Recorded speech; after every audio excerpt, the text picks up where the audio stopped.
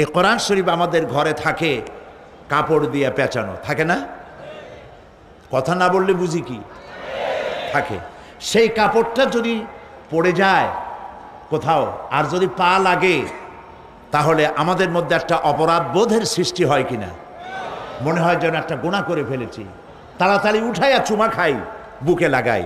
এটা ঠিক কিনা?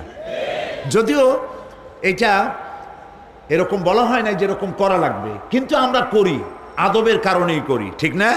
আমরা করি। এটা তো এক টুকরা কাপড়, যেমন এই টেবিলের উপর এক টুকরা কাপড়, আমার গায়ে কাপড়, আমার পায়েও কাপড় জড়ানো, তার মানে মোজা একটা পায়ে আছে, আমার পরনেও কাপড় আছে। এইসব কাপড়ে পাও যদি লাগে আর পাড়াইয়াও যায়, শরীর একটু শিউরে ওঠে না, ঠিক কিনা?